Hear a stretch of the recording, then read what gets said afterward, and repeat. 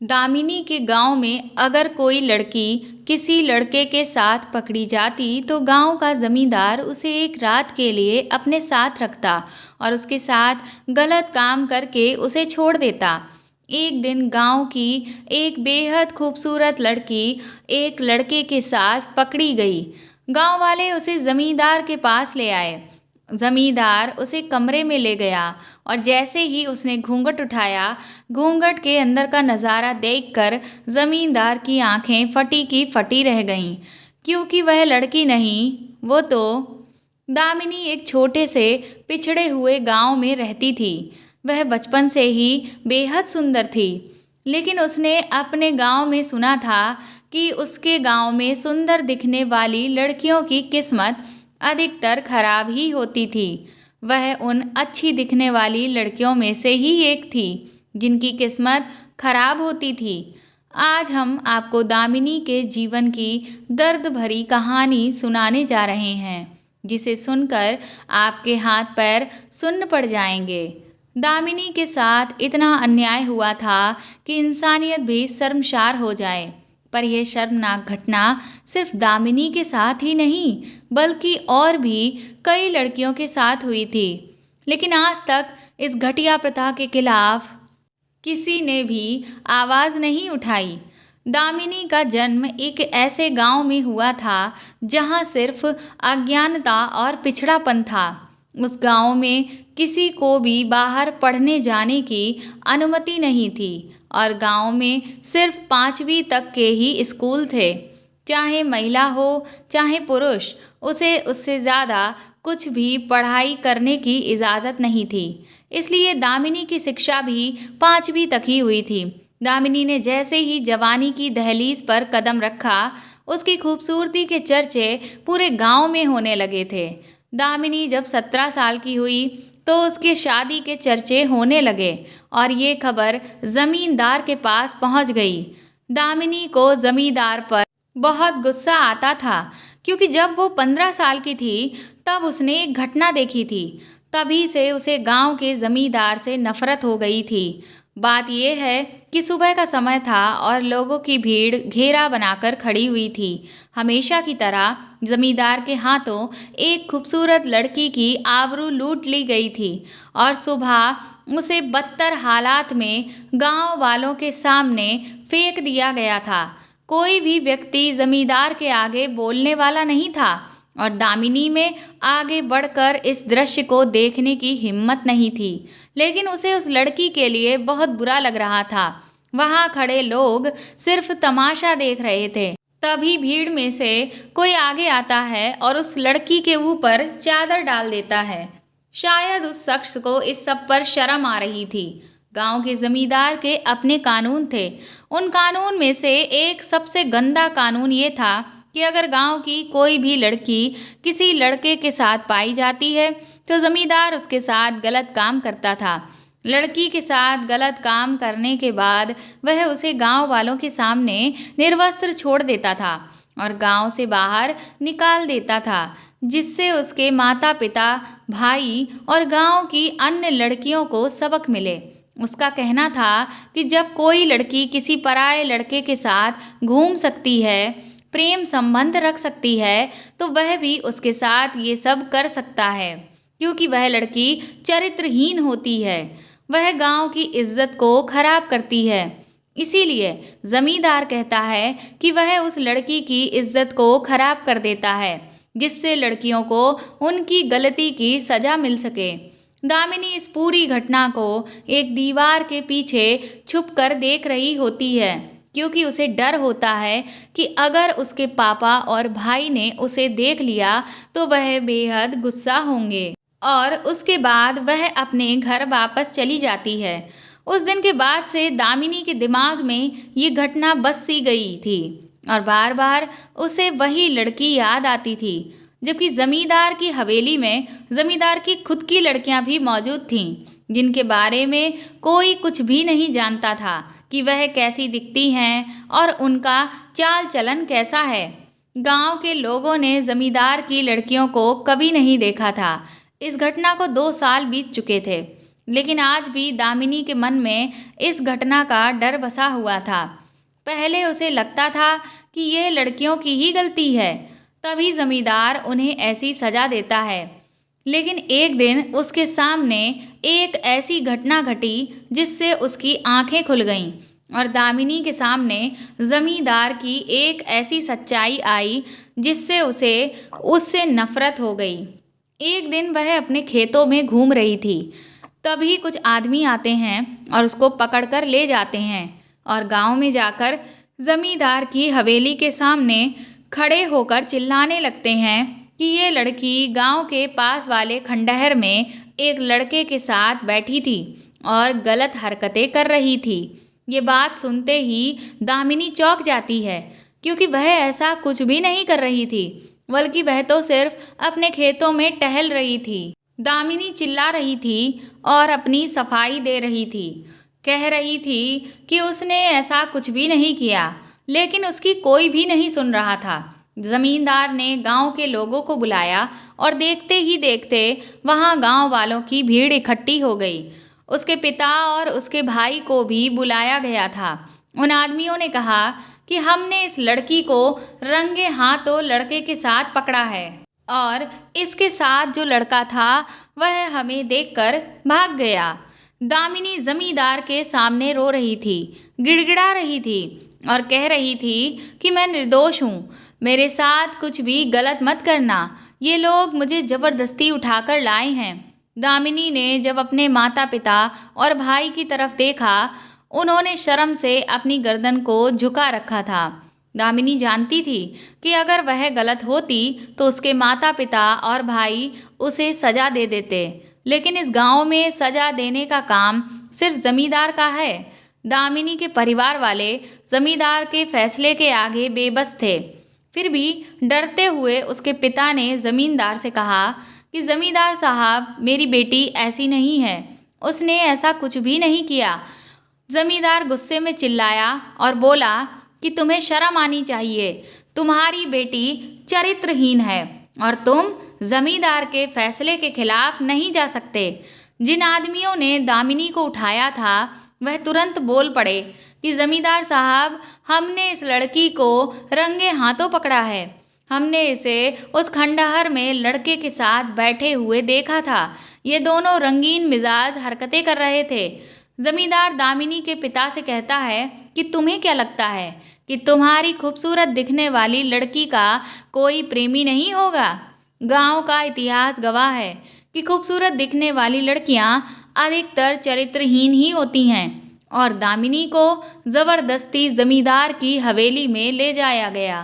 हवेली के बाहर दामिनी को देखने के लिए भीड़ जमा थी और वह लोग एक दूसरे के कानों में कह रहे थे कि खूबसूरत लड़कियां अधिकतर चरित्रहीन होती हैं, वही ऐसा व्यवहार करती हैं क्यों?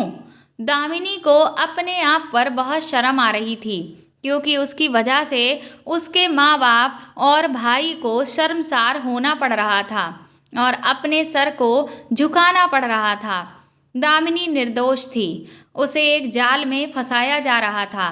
उसे यह समझते हुए देर नहीं लगी कि ये जमींदार की ही साजिश है, उसने ही उसे अपने चंगुल में फंसाया है और उसके जैसी और भी गांव की खूबसूरत लड़कियों को उसने अपने चुंगल में फंसाया। लेकिन जमींदार के आगे कोई कुछ नहीं कर सकता था। दामिनी को हवेली के उसी कमरे में बंद कर दिया गया जहां पर न जाने कितनी लड़कियों की जिंदगी खराब हो चुकी थी। उसने कभी नहीं सोचा था कि उसे अपनी जिंदगी में ये दिन देखने को मिलेगा। कमरे का दरवाज़ा बंद कर दिया गया। दामिनी जोर जोर से दरवाजे को पीट रही थी और चीख चीख के अपनी बेगुनाही बता रही थी, लेकिन हवेली में किसी को भी उसकी परवाह नहीं थी। गांव वालों को वापस जाने को कह दिया गया था। आधी रात बीत जाने के बाद जमींदार उस कमरे में आता है। डर के मारे दामिनी पीछे हट गई। उसने अभी तक जमींदार की सिर्फ उस दिन ही आवाज़ सुनी थी जब उस लड़की को सजा होते हुए देखा था। आज उसने जमींदार का चेहरा भी देख लिया था। उसका चेहरा बेहद ही निर्दय और भयानक था। जिसे देखकर दामिनी की आंखें सफ़ेद पड़ गईं। दामिनी ने हिम्मत करके जमींदार से कहा कि मुझे फंसाया गया है। मेरा किसी भी अनजान लड़के के साथ कोई संबंध नहीं है। मुझ पर झूठा आरोप लगाया गया है। मैं तो बस अपने खेतों में टहल रही थी। मुझे जबरदस्ती उठाकर लाया गया। आप मुझ पर रहम खाएं और मुझे छोड़ दें। दामिनी की बातें सुनकर जमींदार मुस्कुराने लगा और बोला, चिंता मत करो, कल सुबह तुम्हें छोड़ दिया जाएगा। और मैं जानता हूँ कि तुम्हें यहाँ जबरदस्ती लाया गया और तुमने कुछ भी गलत नहीं किया। यहाँ सब मेरी ही चलती है और तुम्हें यहाँ लाने वाले वह आदमी भी मेरे हैं। पर मैं क्या करता? मैंने तुम्हारे बारे में बहुत सुना था। मेरे आदमियों ने बताया कि तुम्हारी शादी की चर्चा चल रही है। तुम्हारे पिता तुम्हारे लिए लड़का देखने जा रहे हैं। तुम बहुत खूबसूरत हो और जवान भी हो चुकी हो, इसलिए मुझसे रहा नहीं गया। मैंने सोचा इससे पहले कि कोई और तुम्हें चखे, मैं अपने हथियार से तुम्हें। इतना कहकर वो जोर जोर से हंसने लगा। इसीलिए मैंने ही अपने आदमियों को तुम्हें फंसा कर लाने के लिए भेज दिया। गांव की हर खूबसूरत लड़की पर मेरी नज़र रहती है और यहाँ आने वाली हर लड़की को मैंने अपने जाल में फंसाया है और उन्हें बाद में उनको चरित्रहीन घोषित करके गांव से बाहर फिकवा दिया और गांव वालों के दिमाग में ये बात भर दी कि खूबसूरत लड़कियां चरित्रहीन ही होती हैं, जिससे जब भी किसी खूबसूरत लड़की के बारे में ये कहा जाता है इसे किसी लड़की के साथ देखा गया तो गांव वाले बहुत आसानी से इस बात पर विश्वास कर लेते हैं। जमींदार की ये सब बातें सुनकर दामिनी का सर चकराने लगा और उसे बहुत ज़्यादा गुस्सा आया। उसने चीखते हुए कहा कि वह ये सब बातें गांव वालों को बताएगी और जमींदार की सारी सच्चाई गांव वालों के सामने ला देगी। ये सुनकर जमींदार बोला कि तुम्हारी बात पर कोई भी यकीन नहीं करेगा और अगर तुमने ऐसा किया तो मैं एक लड़का लेकर आऊँगा और वह लड़का बोलेगा कि तुम्हारे उसके साथ संबंध हैं और उस दिन वही तुम्हारे साथ मौजूद था और उन आदमियों को देखकर वह वहाँ से भाग गया था और तुम पर इतने घिनौने आरोप लगाऊंगा कि तुम्हारे माँ बाप का इस गांव में रहना मुश्किल हो जाएगा। उसके बाद वह ज़ोर ज़ोर से हंसने लगा। उसकी हंसी दामिनी को किसी राक्षस की तरह लग रही थी। उसके बाद जमींदार ने दामिनी के साथ गलत काम किया। दामिनी रोती रही, छटपटाती रही, चीखती रही, लेकिन जमींदार ने एक न सुनी। कल जो गांव दामिनी का तमाशा देखने आया था वह आज फिर इकट्ठा हुआ। दामिनी की हालत जमींदार ने इतनी खराब कर दी थी कि अगर उसे काटो तो खून भी ना निकले। वह जिंदा तो थी पर उसके शरीर में जान ही नहीं बची थी। वह चीख चीख कर गांव वालों को जमींदार की हकीकत बताना चाहती थी, लेकिन उसके मुंह से कोई शब्द ही नहीं निकल रहा था। तभी गांव के जमींदार ने अपने 2 आदमियों को आवाज़ दी और उससे कहा कि इस लड़की को गांव के बाहर नदी में फेंक दो। वह आदमी दामिनी को उठाकर नदी में फेंकने के लिए ले जाने लगे। दामिनी चिल्लाई नहीं, क्योंकि वह पूरी तरीके से बर्बाद हो चुकी थी और अब उसमें जीने की कोई चाह भी नहीं थी। उन लोगों ने उसे नदी में फेंक दिया, पर दामिनी अभी मरी नहीं, वह जिंदा थी। एक युवक ने दामिनी को नदी में देखा तो वह उसे उठाकर अपने घर ले गया। उसके साथ वहाँ पर उसकी माँ भी रहती थी। दोनों मिलकर दामिनी का ख्याल रखने लगे और उसका इलाज किया। देखते ही देखते दामिनी ठीक हो गई। वह दोनों उससे बहुत पूछते कि तुम्हारे साथ क्या हुआ, लेकिन दामिनी कुछ भी नहीं बताती और पूरे दिन बस रोती ही रहती। जिस लड़के ने उसकी जान बचाई थी उसका नाम रमन था। वह बहुत अच्छे स्वभाव का था और हमेशा उससे बात करने की कोशिश करता था, उसके मन को बदलने की कोशिश करता था, लेकिन दामिनी का किसी से भी बात करने को मन नहीं करता था। वह लोग दामिनी का खूब ख्याल रख रहे थे और दामिनी को रहने के लिए छत भी मिल गई थी। दामिनी वहाँ नहीं रहना चाहती थी, लेकिन उसका कोई और आसरा भी नहीं था। वह अपने गांव भी वापस नहीं जा सकती थी। दामिनी को बस इस बात का सुकून था कि उसके पिता उसे गलत नहीं मानते थे। वह उसके लिए बोले थे। उन्होंने उसे निर्दोष कहा था। दामिनी को ये सोचकर बहुत सुकून मिलता था, लेकिन उसकी बाकी सभी पुरानी यादें दुखद थीं। देखते देखते रमन के घर में दामिनी के कुछ महीने बीत गए। कुछ महीने बीतने के बाद रमन ने दामिनी से कहा कि वह उससे प्यार करने लगा है और उससे शादी करना चाहता है। दामिनी ने उसे मना कर दिया और उससे कहा वह किसी से भी शादी करने के लायक नहीं है, और उसने अपने साथ घटी सारी घटना उसे बता दी। पूरी घटना जानने के बाद रमन ने दामिनी से कहा कि इसमें तुम्हारी कोई भी गलती नहीं है और मैं सच में तुमसे प्यार करता हूँ, और तुम्हारे साथ बीते समय में चाहे जो भी हुआ हो उससे मुझे कोई भी फर्क नहीं पड़ता है। मैं तुम्हें पूरे दिल से अपनाना चाहता हूँ। उसके बाद उन दोनों की शादी हो गई। दामिनी ने अपनी किस्मत का धन्यवाद कहा कि उसे हमेशा के लिए रहने को एक छत मिल गई और एक प्यार करने वाला जीवन साथी। वह रमन के साथ खुशी खुशी अपना जीवन बिताने लगी। एक दिन रमन आया और उसने कहा, दामिनी, तुम्हारे गांव में एक बहुत बड़ा मेला लगा है, चलो हम वह मेला देखने चलेंगे। दामिनी ने मना कर दिया। उसने कहा कि वह उस गांव में नहीं जाना चाहती है। उसकी बुरी यादें ताज़ा हो जाएंगी और गांव के लोग भी उसे पहचानते हैं। वह उनका सामना नहीं कर सकती। रमन ने उसे बहुत समझाया। रमन के काफ़ी ज़्यादा जोर देने पर दामिनी उसके साथ जाने को तैयार हो गई। रमन ने कहा कि उसे उस गांव में कोई बहुत ज़रूरी काम है, इसलिए वह थोड़ा पहले ही चला जाएगा। तुम बाद में आ जाना और गांव के बाहर वह मिल जाएगा।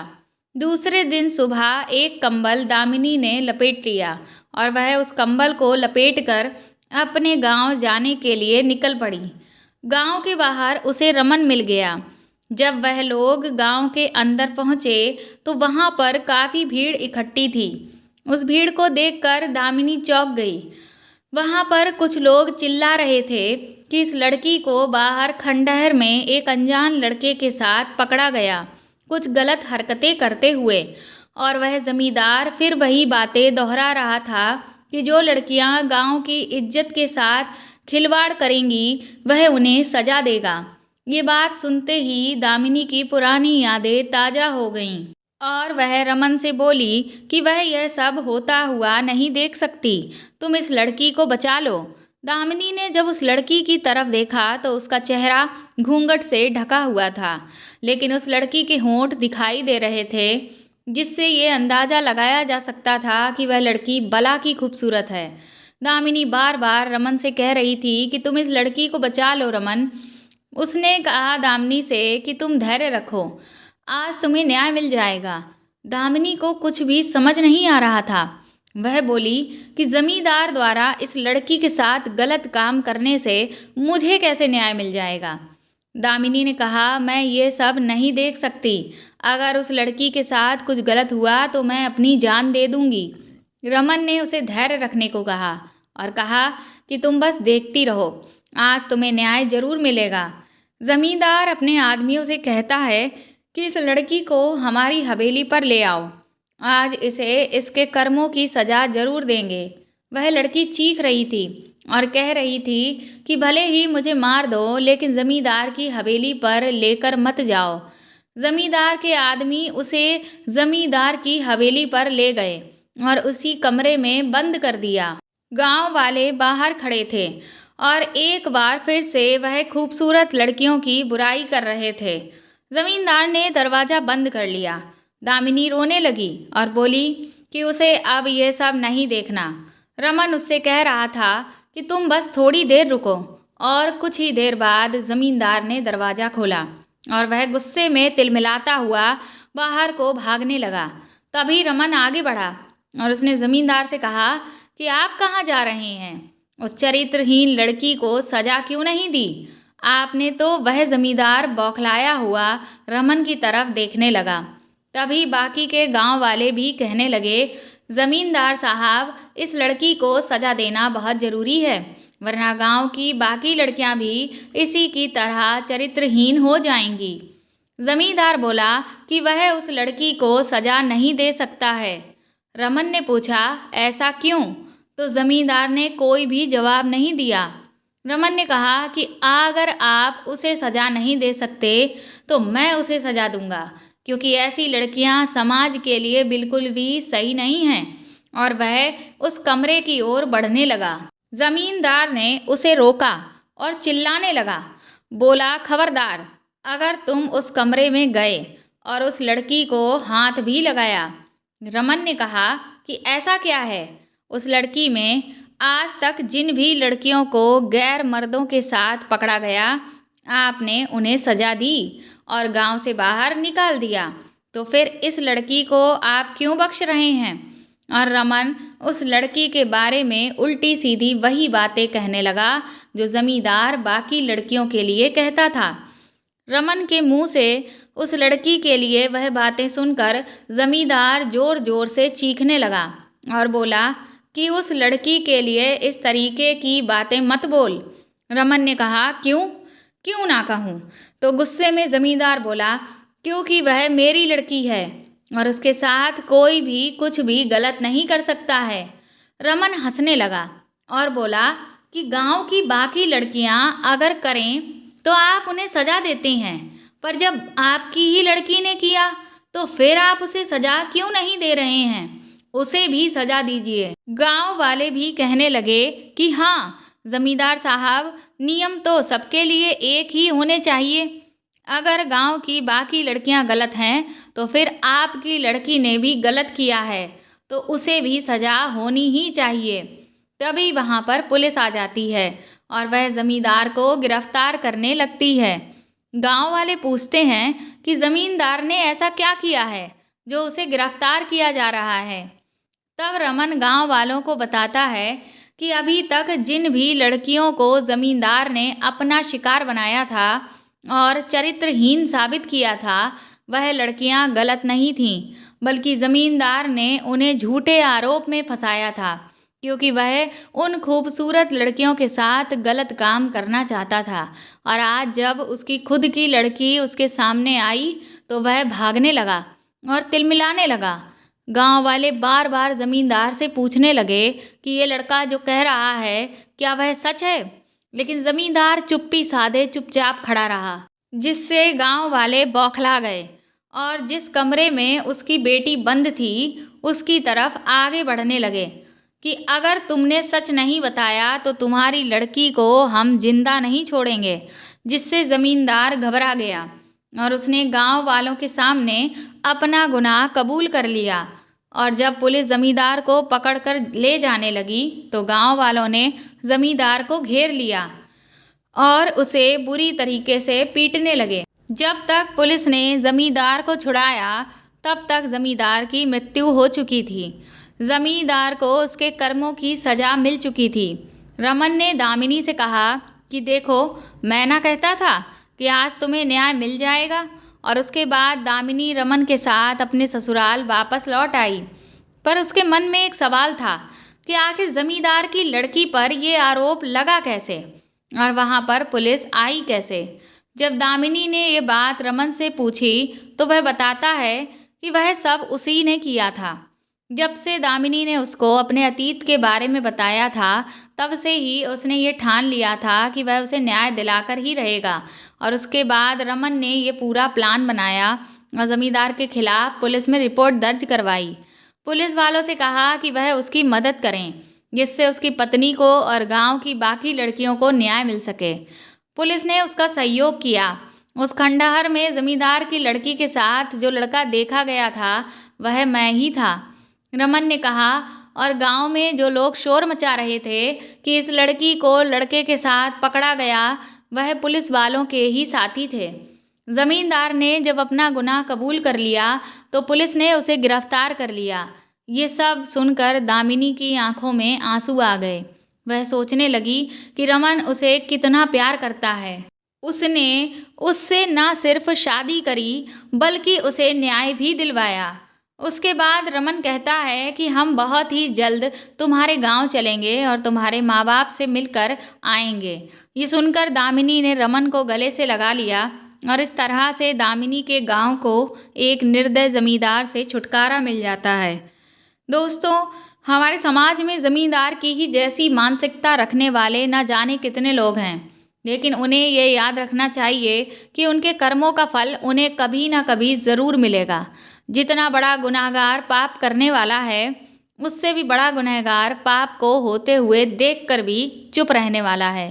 अगर आपके आसपास कोई भी ऐसी बुरी प्रथा या परंपरा है जो इंसानियत पर दाग है, तो उसके खिलाफ आप आवाज़ उठाएं। तो दोस्तों, आपको ये कहानी कैसी लगी हमें कमेंट करके ज़रूर बताएं और प्लीज़ मेरे चैनल को सपोर्ट करें, इस कहानी को ज़्यादा से ज़्यादा शेयर और लाइक करें। और अगर आप चाहें तो मुझे सुपर थैंक्स भी दे सकते हैं। साथ ही अगर आप मेरे चैनल पर नए हैं तो सब्सक्राइब करके बेल आइकन को ज़रूर दबा दें, ताकि आगे भी मैं आपको ऐसी ही अच्छी कहानियाँ सुनाती रहूँ। Thank you.